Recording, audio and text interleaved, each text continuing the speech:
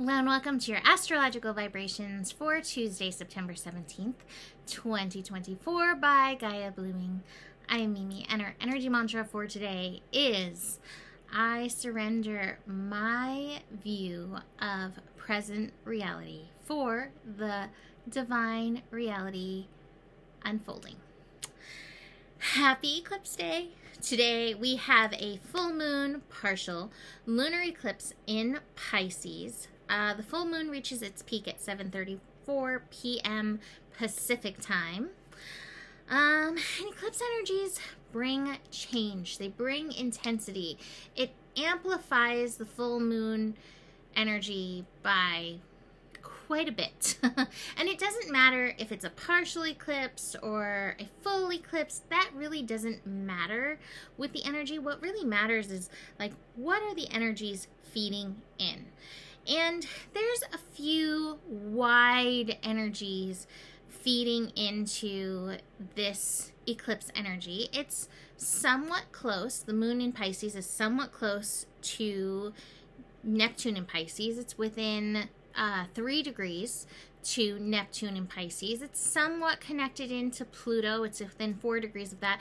I think its closest connection is actually with Uranus and Taurus, which is change, right? And Uranus and Taurus is like change in the physical, on these earthly realms. And I would say that Pisces is the most fated sign and where we're really called into surrender. And I think that's probably the biggest lesson in and through this energy is where can we surrender to grace, surrender to God, surrender to spirit, universe, source, all that is, the Most High, whatever you want to call that energy. We're called to surrender into it and trust its unfolding. So let's dig in with the Sabian symbol.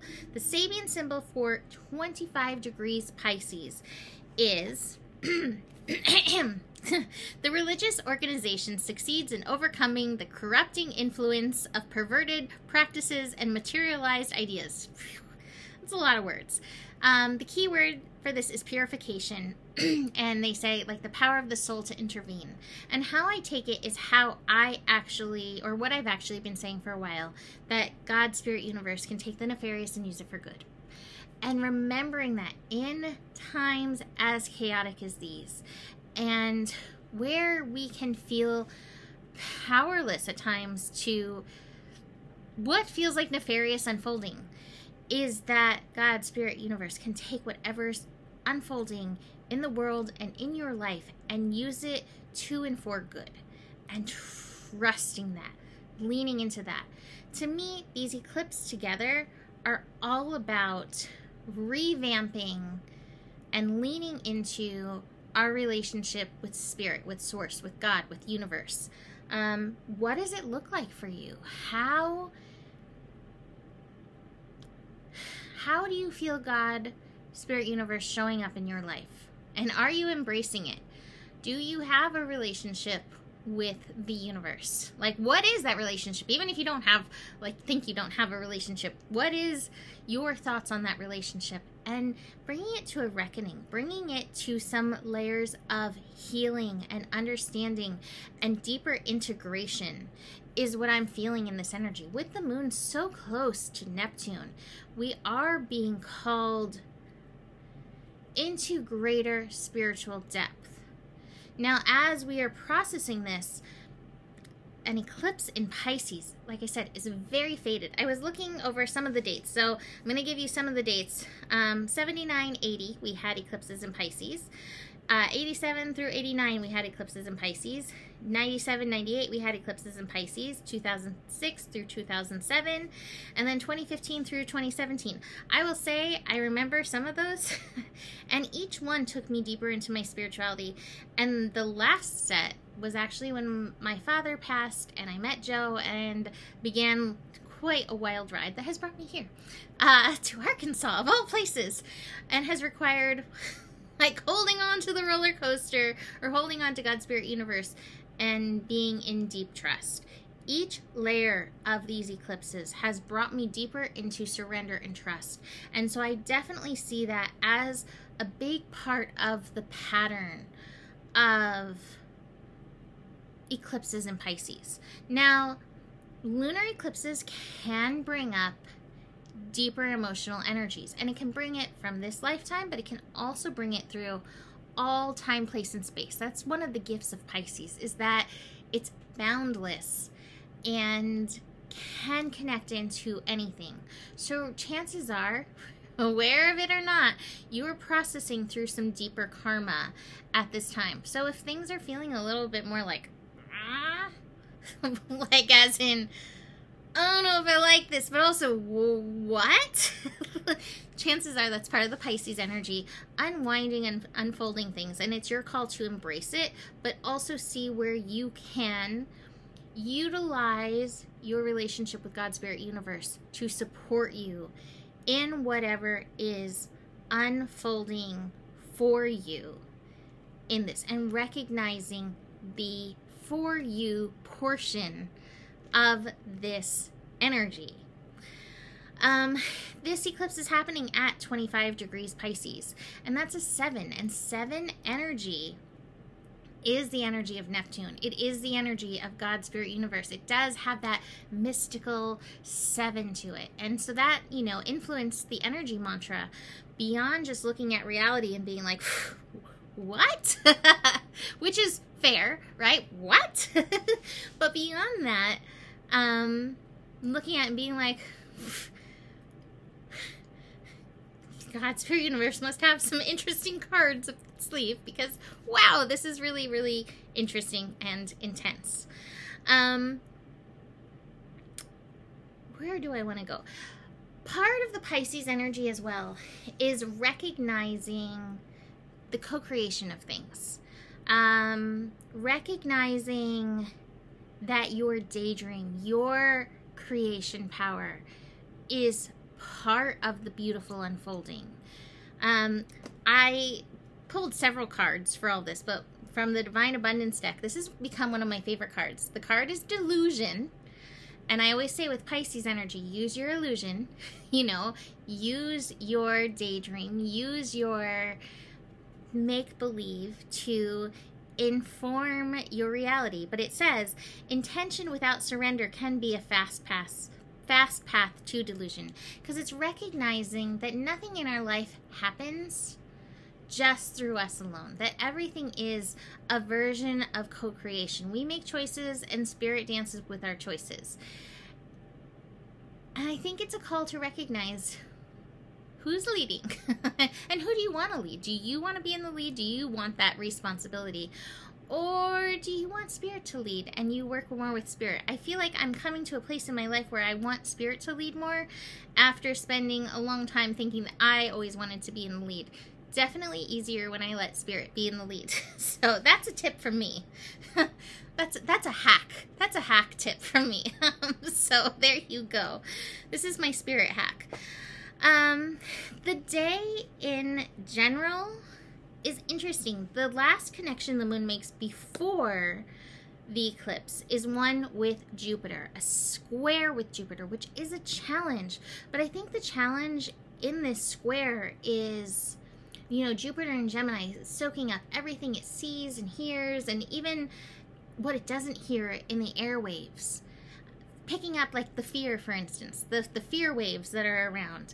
And we can get so caught up in that reality that we forget the divine reality. And so this is where that square is happening. We can get really caught up in the fears, in the candidate I want to win for president isn't looking as good, or blah this, or whatever it is, right? We can get so caught up in that we forget this beautiful divine unfolding.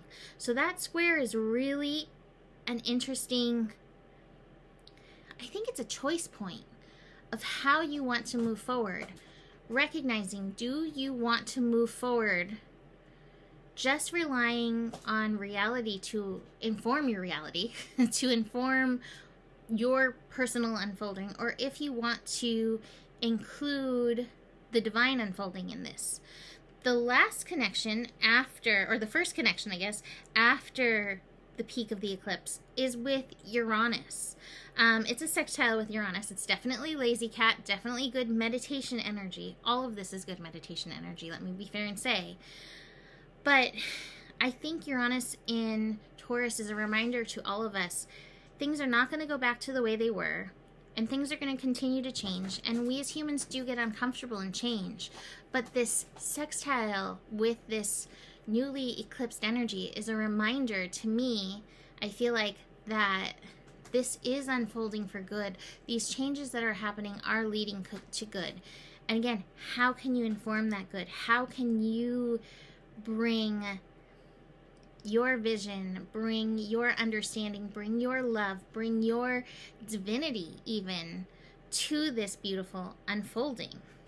So I think those are really powerful energies that align. We also have the moon on its way to this eclipse connecting with Saturn. And Saturn in Pisces is a reminder that our divine responsibility is that it is a responsibility. You have the sovereignty to choose how you are going to respond to anything in your life, in the world. And this is asking you again to bring your divinity to the table as part of the response. So these are really powerful energies. That Moon-Saturn energy, it could feel really shouldy. But the biggest should from the universe is like, you should be informing reality of what your divine reality intention is. Now, when we have full moons, I think full moons in particular are beautiful endings and beginnings. And any eclipse can double, triple that energy. So there is beautiful potential for release in this, but also for new to come in. I always love what Tosha Silver has to say, which is let what wants to go, go, so that what wants to come in can come in. So keep that in mind. And while this eclipse is a moment in time, this eclipse energy does extend for a longer period of time. Some people say it's 6 months, some people say a year. I have definitely seen that eclipses can have a much more extended time period that it affects us than that. So just keep that in mind, that this is ongoing, and it's prepping us as Neptune and Saturn will be starting in and out of Pisces next year, moving into Aries and coming back into Pisces, but the North Node will move into Pisces, and we lean more into surrender. I see a lot of people leaning into religion, and I don't think that it has to do so much with religion. It just is creating and cultivating and leaning into your own relationship with God Universe. You don't need an intermediary. You don't need anybody to tell you how it should be. That's between you and God Universe. So remember that in moving forward in these energies. Let's look at the cards. The top of the cards is the Master card. And I definitely think learning to surrender, learning to flow in the Pisces process, learning to see what's happening here and recognize that you still have the power of vision to support another divine unfolding is all within your power. So that to me is the mastery in this. And even just being able to surrender whatever it is to God, Spirit, Universe. And this to me is one of the greatest visions of surrender, even though this card is understanding, is like the bars,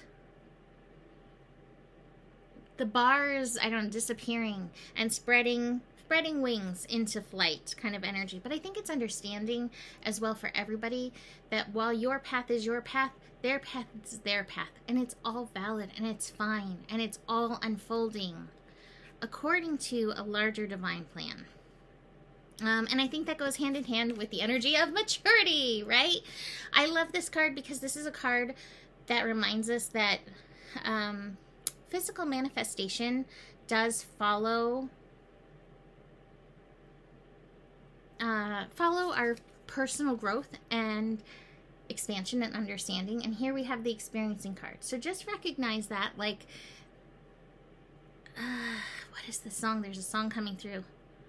There's beauty in the breakdown. Keep that in mind in and through this. Again, there are things that are needing to be released so that more can come in, and that's part of your growth and maturity and part of an overall manifestation process. And speaking of all that, here we have the Clinging to the Past card. This card showed up in my patron group. I just did my patron group recording for this full moon Pisces lunar eclipse, and this card showed up. There are some deep chords that we are connecting into and releasing through this eclipse energy. Where can you trust that Spirit knows exactly what it's doing and that you will be okay in and through this? Finally, I want to finish up with a little Rumi card because I feel like Rumi does the Pisces energy better than anyone. I am not going to read all of it. I'm going to read just the beginning portion and maybe the Sacred Honoring Ritual, I think. And it's beyond death, life. Footprints lead to the shore of the sea. Beyond that point, no trace remains. And it says, I'm calling to you. Can you hear me? Listen. Within your heart, there I speak. My voice rings true. You are urged beyond what has been. The time has come. Lay it to rest now. The ending comes as grace to free you from all that you have known. For what you have known is now too small for your soul. Bear your uncertainty with equanimity. I am certain enough for both of us. Allow me to show you the light that you are, that burns within you. Blazing angel of heavenly purity. I will unveil you to yourself. Undressing your ego, casting aside its layers, as tender as a lover, with unwavering attention upon the sacred body of light. You shall know yourself in truth, as pure beyond all experience, untainted, ever innocent, as a pure vessel, unstripped bare, ready for the divine revelation, as light, as life, as love. The sacred honoring ritual for this is placing your hand on your heart, saying, Rumi, who loves me unconditionally, I call upon your loving grace.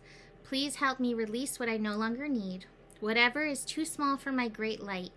Help me recognize the purity of my own being so that I can more easily trust in the divine love calling to me, like an insistent lover, in every moment. I breathe in your compassionate grace now. Thank you, my beloved. And keeping your hands resting on your heart at the center of your chest, simply breathe in and out, gently and easily. Focus on the feeling of your hands on your chest, and do this for as long as feels good for you. And when you have finished, open your eyes, and you have finished the ritual. I think that would be really good to do in the peak of this lunar eclipse, entrusting God, Spirit, Universe, to treat you as the beloved, and know there is so much goodness here for you in all of this unfolding. And trust it, lean into it, surrender to it. These are powerful energies, but I feel like the more we surrender in the what isness, the more light and the more energy and the more power is truly moving through us for helping co-create the divine unfolding. So, kind of a long scope, but this is kind of a big deal. So there you go. You can book a reading if you want to dig deeper into your astro or these energies. Email me, mimiclark@gmail.com for that. And the better it gets, the better it gets, truly. There's more than enough love in the world for us and for you. No such thing as lack, really. There's great abundance here. You have the power, and remember who you are. For you, us, me, we're all the solution. Namaste.